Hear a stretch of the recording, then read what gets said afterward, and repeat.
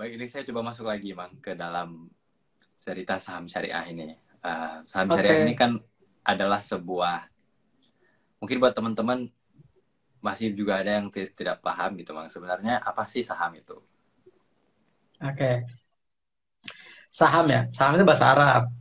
Artinya sahmun ya. Itu kontribusi, andil, porsi, bagian. Jadi saham itu ya bagian dalam perusahaan. Kita dapat dapat dividen, dapat hak suara kan seperti itu.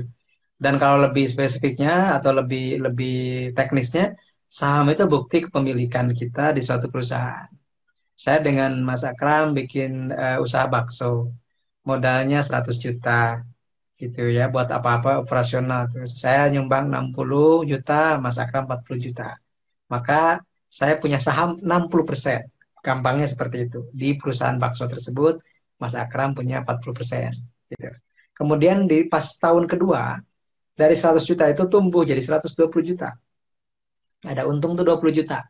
Kemudian kita sepakat nih berdua, saya dengan Mas Akram itu, Mas, Kang, kita bagi keuntungan dong. Nah, itu dividen namanya. Dividennya 20 juta nih, mau gimana? Ya sesuai proporsi, saya 60%, berarti saya dapat 12 juta. Mas Akram dapat 8 juta. Mudahnya seperti itu. Nah, tinggal nanti diperbesar skalanya. Jumlah sahamnya, pemegang sahamnya berapa ribu orang, misalnya saham Telkom, pemegang sahamnya berapa orang. Perusahaan misalnya, apalagi misalnya Bank BRIS ya, BSI, Bank Syariah Indonesia, porsinya. Jadi akhirnya saham itu bicaranya porsi, jumlah lembar, persentasenya berapa. Itulah yang disebut dengan syirkah kalau dalam konteks fikih ya, seperti itu kan. Nah, itu tadi konteks saham ya, Mang. Kalau saham syariah itu Mm-mm. apa sih, Mang? Nah, saham syariah itu kan ada dua kata di saham syariah. Sahamnya udah kita bahas ya, bukti kepemilikan. Syariah itu adalah syariah dalam hal eh, kriterianya. Perusahaannya sudah dinyatakan sebagai efek syariah. Dan di Indonesia itu dikategorikan menjadi dua. Pertama, emiten aktif syariah atau perusahaan aktif syariah. Yang kedua, perusahaan pasif syariah. Apa bedanya? Yang aktif itu yang sejak awal pendiriannya mereka sudah menyatakan diri sebagai entitas syariah. Contohnya ya BSI, PNB, Panin Dubai Syariah Bank, Bank BTPN Syariah, Bank Aladin Syariah, kemudian satu lagi asuransi jiwa apa Jasa Mitra Abadi ya. Jadi cuma lima kalau yang aktif syariah itu cuma lima di Bursa Efek yang sudah terdaftar itu lima. Mereka dari sebelum masuk bursa pun mereka sudah menyatakan diri kami ini perusahaan syariah. Atau contoh yang tidak terbuka misalnya Sofyan Hotel. Karena apa? Apa ciri utama dari perusahaan aktif syariah? Ada DPS, Dewan Pengawas Syariah. Kalau ada DPS-nya, kita husnuzon lah gitu ya. Karena sekarang juga banyak diungkit lagi tuh. Oh nggak 100% bang syariah. Kita husnuzon. Kan ada kaidah usul fikih. Ma la yudraku kulluh, la yudraku kulluh gitu ya. Sesuatu yang belum bisa kita kejar semuanya, kita aplikasikan semuanya, jangan sampai ditinggal semuanya. Kalau ada yang mau bisa, baru bisa nutup aurat tuh cuman sampai lutut, karena nggak punya baju lagi, jangan sampai nggak sholat karena nggak bisa nutup aurat sempurna, kan itu dalam kaidah usul fikih. Dalam ekonomi pun sama. Gitu. Kalau ideal ya silakan, kalau mau 100% oke. Tapi kalau memang belum bisa, ya tadi, jangan sampai ditinggal semuanya. Jadi kita harus nuzon. Kalau ada perusahaan yang ada Dewan Pengawas Syariahnya, berarti itu adalah perusahaan syariah aktif. Misalnya Bank Muamalat kan nggak ada di bursa. Bank Muamalat itu nggak ada di bursa efek ya. Tapi itu perusahaan syariah misalnya. Kemudian tadi ya Sofyan Hotel itu kan belum ada di bursa, tapi itu dinyatakan sebagai efek syariah. Maka nanti ada daftar efek syariah, ada indeks saham syariah Indonesia. Indeks saham syariah Indonesia pasti masuk DES semuanya. Hmm. Tapi tidak semua DES masuk isi. Kenapa? Karena ada daftar efek syariah yang tidak terbuka, yang tidak listing di bursa. Sofyan Hotel, Bank Muamalat, apalagi banyak lah. Saya juga lupa. Nah, ada beberapa, ada sekitar 5 atau 6 atau di bawah 10. Seperti itu kan. Nah, itu yang aktif ya, yang aktif. Kalau yang pasif, nah ini yang sesuai dengan tema malam ini. Kalau yang pasif itu mereka tidak menyatakan diri sebagai perusahaan syariah, tapi ada penilai. Nah, penilainya itu makanya disebut pasif karena dia dinilai gitu. Kalau yang aktif kan dia menyatakan diri. Kalau yang pasif itu dia dinilai dengan kriteria. Kriteria ini di apa dimanifestasikan dalam bentuk POJK tahun 2017. Tapi kesininya itu diperkuat dengan fatwa nomor 135 tahun 2020, baru 2 tahun yang lalu itu. 135 tahun 2020 tentang saham. Di situ jelas kriterianya. Misalnya kualitatif dan kuantitatif. Kualitatif itu jenis usaha bisnisnya, bukan bukan bertransaksi atau bukan memperjualbelikan barang-barang yang dilarang oleh agama. Kemudian dari kuantitatifnya ada dua. Pertama, rasio utang berbasis bunga dibanding total aset. Yang kedua, rasio pendapatan non halal dibanding total pendapatan. Kalau lolos tiga-tiganya, baru dinyatakan efek syariah. Itu pasif. Karena perusahaannya nggak menyatakan diri. Tapi ada penilai OJK bersama DSN MUI. Nanti sidang rapat pleno tiap bulan Mei dan November. Nanti meluncurkan daftar efek syariah. Nah, di sini mungkin yang sering dipertanyakan oleh masyarakat gitu kan. Ya, baik, Bang. Baik, kalau tadi yang efek syariah yang aktif, yang memang menyatakan diri bahwa sebagai perusahaan syariah, itu kita udah jelas ya bahwa mereka Betul. dari A sampai Z Tinggal husnuzonnya gitu. itu bisnis yang sesuai dengan syariah dan transaksi mereka sesuai dengan syariah. Tapi kalau tadi yang pasif itu mereka tidak menyatakan diri, tetapi ada yang menilai bahwa mereka sesuai dengan kriteria Betul. tadi ya, termasuk sesuai dengan saham syariah atau tidak. Dan itu sih yang selalu menjadi pertanyaan ya, Bang.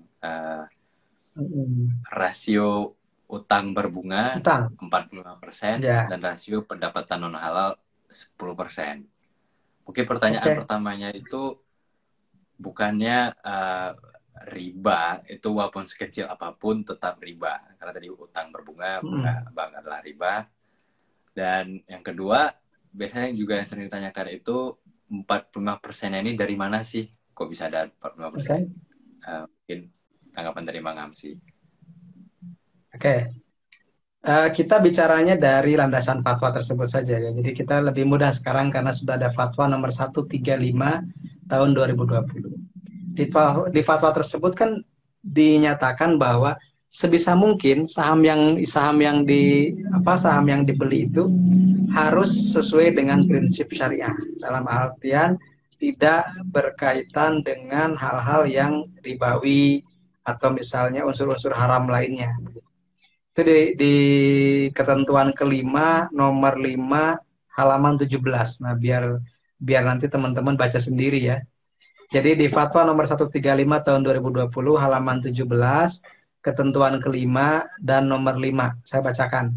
Pada prinsipnya, jual beli saham suatu perusahaan wajib terbebas dari unsur riba dan unsur-unsur haram lainnya, antara lain utang berbasis riba dan atau pendapatan yang non halal atau haram. Itu nomor 5. Jadi pada prinsipnya harus seperti itu. Pertanyaan berikutnya, ketika prinsip ini dilakukan, saya tanya ke Mas Akram, kira-kira tinggal berapa perusahaan yang ada di Bursa Efek Indonesia yang dinyatakan halal? Tinggal 5 tadi kan? Balik ke yang tadi, yang aktif tadi sih, yang daftar efek syariah. Tinggal 5. Itu pun yang 5 ini pun masih diserang. Karena apa? Karena bank syariah pun masih ada bunganya, Mang. Oke. Kalau memang tidak mau investasi di saham syariah, tinggalkan saja. Da mayuribuk ila mayuribuk. Itu hadis. Tinggalkan apa yang meragukanmu kepada apa yang tidak meragukanmu. Simple. Simple sekali gitu. Kalau memang ragu, tinggalin aja. Masih banyak kok instrumen yang lain. Boleh di peer-to-peer lending syariah, boleh di securities crowdfunding syariah, banyak kok. Sukuk juga bisa. Sukuk pun masih diserang juga. Jadi memang tergantung pola pandang awal kan. Makanya kalau saya menjawabnya, preferensi fikihnya mau yang mana gitu. Mau yang restriktif, yang moderat, atau yang bahkan liberal. Nah, saya memilih yang tengah-tengah aja lah gitu ya. Kalau restriktif saya juga nggak nyaman. Kalau yang liberal juga saya nggak nyaman. Nah, pada akhirnya kita milih sesuai dengan keyakinan terhadap fikih kita masing-masing, dan itu tidak bisa saling menyalahkan karena itu ijtihadiyah, sifatnya ranah ijtihadiyah, bukan ranah akidah. Kalau bagi saya seperti itu. Nah, kemudian saya bacakan prinsip ke-6 gitu. Kalau rukun iman jadi 7, semua gak sepakat gitu ya, karena itu kan sudah masalah akidah. Misalnya iman ke-7 percaya kepada pasar saham, nah itu kan bahaya gitu. Gak bisa. Tapi kalau misalnya saham syariah itu kriterianya, saya memang begini, Mang. Jangankan di kita, yang katakanlah secara demografi muslimnya itu masuk moderate lah gitu ya.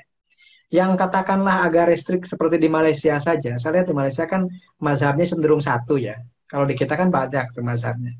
Di Malaysia saja itu kriteria saham syariah itu nggak sampai 0%. Nggak sampai 0%. Katakanlah Malaysia ini sebagai kiblat utama ekonomi syariah dunia sekarang. Tapi teman-teman baca di aturannya. Saham syariah itu utang berbasis bunganya 33%. 30%-an. Pendapatan halalnya 5 dan 10%, tergantung perusahaannya seperti apa. Kalau bank 5%, kalau di luar bank itu 10%. Mereka nggak 0% loh. Kenapa? Tapi itu juga sudah diturunkan. Kenapa? Karena Malaysia jumlah sahamnya sudah hampir 1.000. Jumlah perusahaannya hampir 1.000, mengalahkan kita. Kalau kita jumlah sahamnya baru berapa? 770. Pas saya masuk baru 300-an malah. Masih sedikit. Secara pasar masih sedikit. Jadi ketika saya tanya tadi, kalau misalnya dipaksakan aturan nomor 5, maka cuma 5 yang tersisa. Masalahnya apa yang akan muncul kemudian? Kita sedang mensyiarkan ekonomi syariah. Kita sedang mensyiarkan pasar modal syariah. Ketika pilihan sahamnya cuma 5, reksadana syariah pilihannya gimana? Asuransi syariah, pilihan instrumennya bagaimana? Nah kalau buat pribadi, saya pribadi, Kang Akram sendirian, boleh aja cuma 5, gak masalah. Tapi ketika berbicara secara institusional, apakah itu adil buat industri? Nah disitulah ada kebijakan lain. Nomor 6. Jika prinsip pada angka 5 di atas tidak dapat diwujudkan, ini pendapat ulama ya, dengan pertimbangan kaidah. 1. Umum al-balwa. Apa itu umum al-balwa? Umum al-balwa itu bahwa dia tidak ada satu negara pun sekarang yang belum bisa terbebas dari katakanlah pinjaman berbasis bunga. Seperti itu. Belum ada, gitu. Belum ada negara satupun, kecuali memang yang dari awal sudah negara Islam atau apa gitu ya, yang mengklaimnya negara Islam. Tapi negara kebanyakan kan begitu, pasti ada pinjamannya berbasis bunga. Artinya ini sudah katakanlah musibah yang umum di mana-mana kalau itu disebut sebagai musibah. Ya. Maka dengan kaidah al-kasrah wal qillah wal ghalabah, banyak kecil dan dominannya lebih dominan mana, maka boleh melakukan transaksi jual beli saham perusahaan dengan syarat-syarat sebagai berikut. A. Kegiatan dan kegiatan usaha perusahaan tidak bertentangan dengan prinsip syariah. Yang kedua, total utang berbasis bunga dibandingkan dengan total aset tidak lebih dari 45%. Yang ketiga, total pendapatan tidak halal hanya tidak lebih dari 10% dibanding total pendapatan usaha dan pendapatan lain-lain. Kemudian pemegang saham yang menerapkan prinsip syariah harus memiliki mekanisme cleansing, pembersihan kekayaan dari unsur yang tidak sesuai dengan prinsip syariah. Itu aturan nomor 6. Nah, disitulah dibuka akhirnya keran. Oh, ada efek syariah. Sekarang ada sekitar 440-an efek syariah. 470 kalau saya nggak salah. Nanti dicek lagi ya. Sekitar di atas 440. Kan pilihannya jadi lebih variatif. Industri syariah syiarnya mulai rame. Reksadana syariah mulai banyak. Unit link syariah mulai banyak. Kesadaran masyarakat terhadap investasi syariah juga meningkat. Nah, kita lebih melihatnya kemaslahatan seperti itu.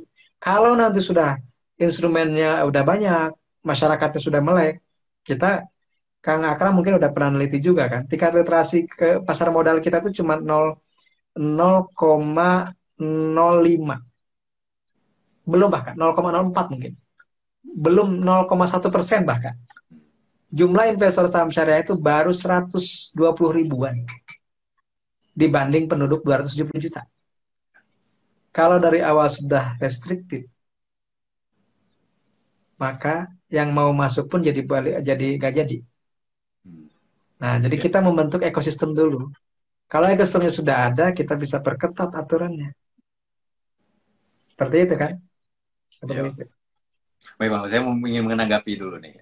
Tadi yang poin paling penting itu adalah ini adalah ranah istihadiah, bukan ranah akidah. Jadi betul. Penolakannya jangan digas kayak bahwa ini adalah sebuah perkara. Iya, jangan sampai mengkafirkan orang yang investasi saham. Kita digas sampai habis gitu ya, ditolaknya gitu. Betul kan. Kalau ada akidah yang rusak gitu kan. Jadi kalau saya jadi investor itu jadi beda agama gitu. Itu yang paling bahaya. Oh ya, tadi yang 45% ya dari mana dalilnya ya? Ya, ya bang. Oh, itu ada pendapat Imam Al-Ghazali. Jadi Imam Al-Ghazali itu mengatakan, kalau tidak salah nanti mau dikoreksi ya, jadi utang itu tidak boleh lebih dari setengah dari total aset. Jadi disebutnya setengah itu berarti kan jangan lebih dari 50%. Maka diambillah angka 45%. Komong itu angka bisa diatur-atur, yang namanya juga ijtihad gitu. Kalau misalnya zakat gak bisa diatur-atur, misalnya Iya. zakat apa namanya zakat emas ya, itu kan 2,5%. Kemudian misalnya berijtihad, sekarang zakat emas itu harus 5%. Nah itu nggak bisa, karena sudah nas, sudah tekstual, sudah istilahnya qat'i gitu. Tapi ketika bicara aturan apa namanya perimbangan utang, Imam Ghazali juga kan berpendapat. Nah, maka ketika angkanya itu disepakati kira-kira amannya berapa ya? Itu kalau 50% berarti kalau 49% itu lebih dekat ke 50% kan gitu. Ya 45% aja dulu lah tahap awalnya gitu. Nanti mungkin bisa 40, 30, bahkan bisa nol kalau bisa. Karena gini Mas Akram, kalau kita kaji apa teori pensyariatan hukum di Islam, kita kan mengenal ada asas at-tadrij fit tasyri', efek gradual dalam pensyariatan. Contoh ketika Rasul mengharamkan maisir, judi dan khamr, itu kan tidak langsung mengharamkan. Al-Baqarah 219 itu mengatakan keduanya itu punya manfaat juga punya madarat, tapi madaratnya lebih besar dibanding manfaatnya. Gak ada haram di situ. Kemudian di Al-Nisa ayat 43 kalau nggak salah ya, atau 41, 43. Jangan kamu sholat dalam keadaan mabuk. Jadi waktu itu ada sahabat yang sholatnya masih mabuk. Berarti masih minum. Ya. Baru di ayat ketiga Al-Maidah ayat 90, sesungguhnya arak, minuman, judi gitu kan, mengundi nasib, menyembah berhala itu adalah perbuatan setan. Jauhilah, disitulah haram. Jadi dalam dalam apa menentukan sebuah hukum itu nggak langsung harus nol gitu. Tapi Ya. juga ada contoh kalau orang yang mohon maaf ya teman-teman, ada yang ketergantungan narkoba kan tidak langsung berhenti. Ada yang namanya detoksifikasi. Riba, kalau teman-teman baca sejarah riba, itu kan nggak langsung Ya. dihapuskan. Tapi ada misalnya kalau masih ada sisa jangan ditagih lagi aja, gitu kan. Gimana dong ya Rasul, saya udah ke kadung sudah mengutangkan. Ya yang sekarang kamu jangan ambil dendanya. Kamu sekarang pokoknya aja falakum ru'usu amwalikum gitu. Cukup dengan modal awal kamu aja, nggak Ya. usah pakai Ya. bunganya. Kan efeknya gradual gitu. Nah, Ya. metodologi itu yang kadang dilupakan. Orang langsung pokoknya haram.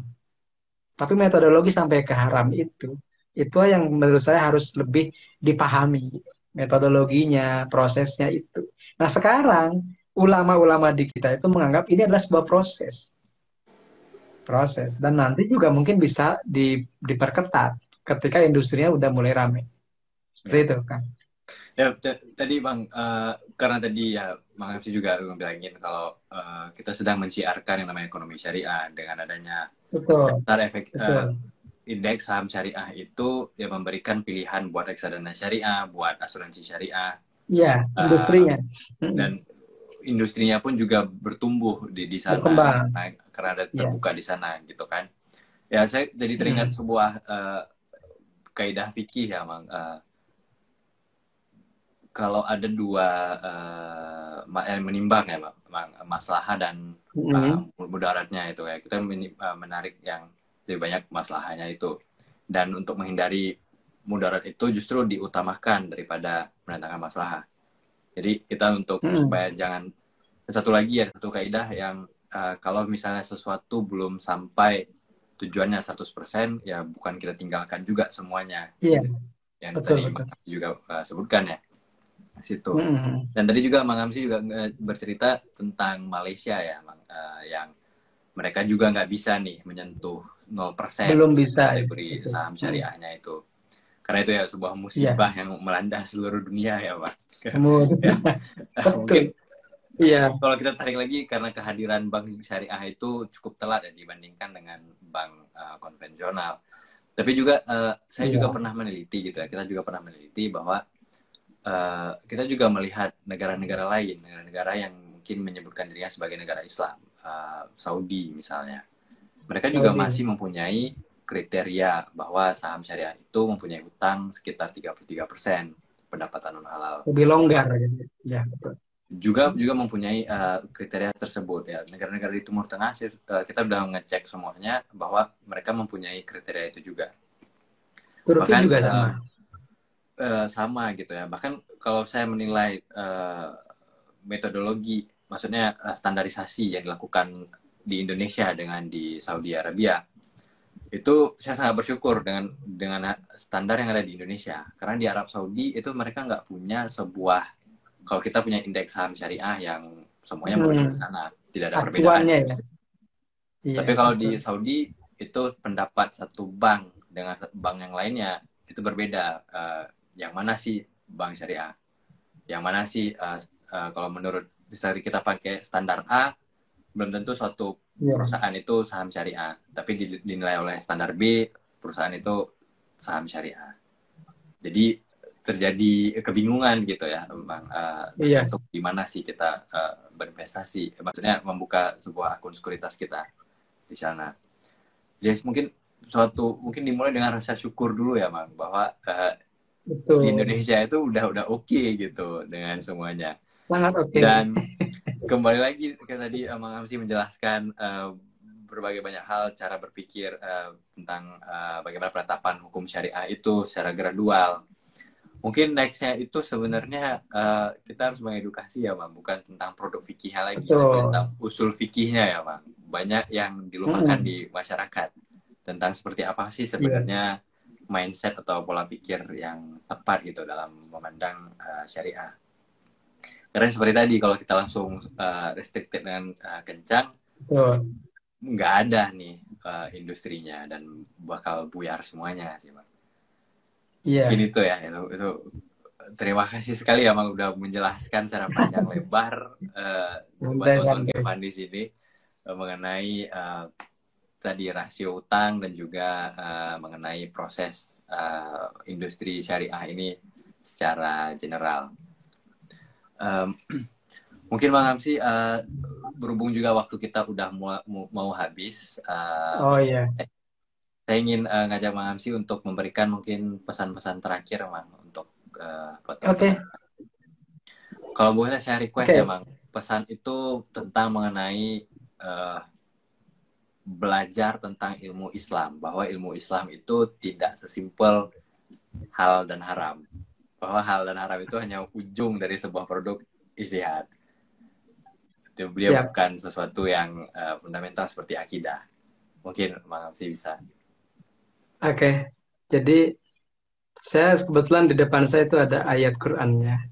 Jadi surah Al-Hajj ayat 32. Al-Hajj nomor 22 ayat 32. Jadi kuncinya seperti ini. Zalika wa may yu'azzim syairallah fa innaha min taqwal qulub. Barang siapa yang mengagungkan syiar Allah, maka sungguhnya itu muncul dari ketakwaan hati. Kalau kita menganggap bahwa ekonomi syariah adalah sesuatu yang kita anggap sebagai syiar Allah di muka bumi, maka dengan mengedukasikannya ke orang lain, meningkatkan literasi orang lain, masyarakat kita, untuk ekonomi syariah dan ilmu-ilmu lainnya, itu adalah bentuk ketakwaan juga. Jadi belajar itu adalah bentuk ketakwaan. Dan kalau kita kembali ke ayat pertama yang diturunkan Allah, Iqra bismi rabbikal ladzi khalaq. Dalam kaidah bahasa Arab, biasanya Iqra itu ada objeknya, Kang Akram. Tapi di dua ayat, coba cek di surah Al-Alaq, Iqra itu nggak ada objeknya. Iqra bismi rabbikal ladzi khalaq, Iqra wa rabbukal akram. Nggak ada maf'ul bih-nya, nggak ada objeknya. Itu artinya apa? Ulama mengatakan bahwa membaca itu harus komprehensif, membaca itu kadang objeknya apa saja. Tapi syaratnya dua. Pertama, bismi rabbikal ladzi khalaq, harus ikhlas hanya karena Allah.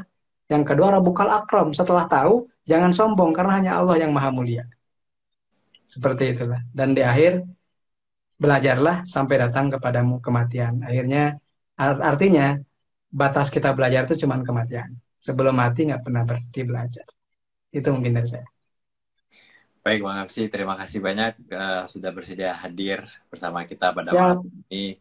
Saya mewakili Kevin dan juga teman-teman Kevin yang ada di sini sangat berterima kasih dengan sharing ilmu yang pada malam hari ini. Mudah-mudahan syiar yang diberikan oleh Syariah Saham dan juga Bang Hamsi bisa menjadi amal jariah ya, Bang, buat teman-teman di Syariah Saham. Amin. Kevin juga aman. Bagus.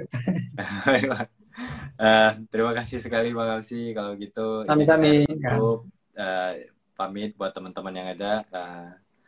Mohon maaf apabila ada kesalahan ya, Mang. Mohon maaf Sami, apabila ada ya. tutur kata yang kurang baik. Saya tutup. Wabillahi taufiq wal hidayah. Assalamualaikum warahmatullahi wabarakatuh. Selamat malam Nuhun, semuanya. Sakra, Sobat Evan semua. Makasih ya. Terima kasih. Siap. Yuk.